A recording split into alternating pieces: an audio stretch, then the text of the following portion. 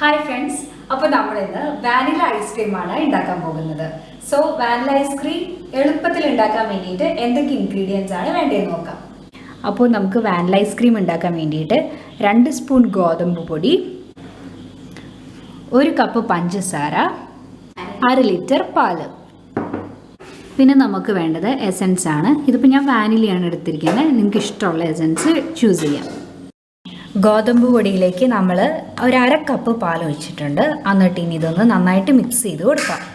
ഇത് നന്നായിട്ട് കട്ട കൂടാതെ മിക്സ് ചെയ്യണം. നമുക്കൊന്ന് അരിച്ചെടുക്കാം. സോ നമുക്ക് ബാക്കി വന്നേക്കണ പാല് തിളപ്പിക്കാം. പാല് തിളച്ച് കഴിഞ്ഞിട്ടുണ്ട്. ഈ പഞ്ചസാര ഇട്ട് കൊടുക്കാം.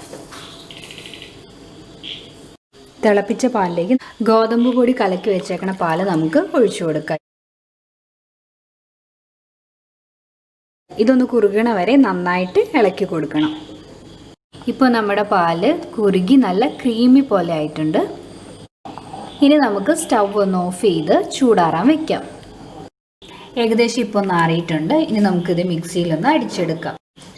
ഒന്ന് അടിച്ചെടുത്തതിന് ശേഷം നമുക്ക് വാനില എസൻസ് ഒഴിച്ചു കൊടുക്കാം. 1 ടീസ്പൂൺ വാനില എസൻസ് ഇതിലേക്ക് ഒഴിച്ചു കൊടുക്കാം. എസൻസ് ആഡ് ചെയ്തതിന് ശേഷം നമ്മൾ ഒന്നുകൂടെ നന്നായിട്ട് മിക്സിയിൽ അടിച്ചു കൊടുക്കണം. 2 മിനിറ്റ് നന്നായിട്ട് അടിച്ചതിന് ശേഷം ഇനി നമുക്ക് മറ്റൊരു പാത്രത്തിലേക്ക് ഇത് മാറ്റാം.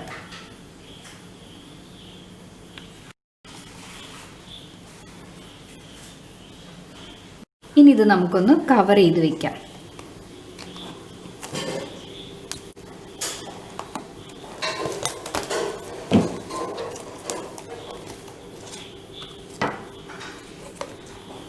ഇനി ഇത് നമ്മൾ 8 മണിക്കൂറൊന്ന് ഫ്രീസറിൽ വെക്കണം.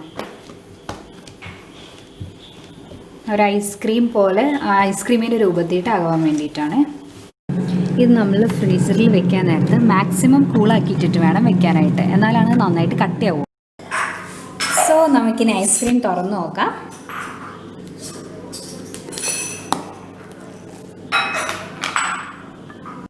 നമുക്കിനി ബൗളിലേക്ക് മാറ്റാം. സോ ഇപ്പോൾ നല്ല ഐസ്ക്രീമിൻ്റെ കട്ടയായിട്ടിരിക്കുന്നുണ്ട്. സോ അപ്പോൾ നമ്മുടെ ഐസ്ക്രീം റെഡി ആയിട്ടുണ്ട്. എല്ലാവരും ട്രൈ ചെയ്ത് നോക്കണം. വളരെ സിമ്പിളായിട്ട് നമുക്ക് വീട്ടിൽ തന്നെ ചെയ്യാവുന്നേ ഉള്ളൂ.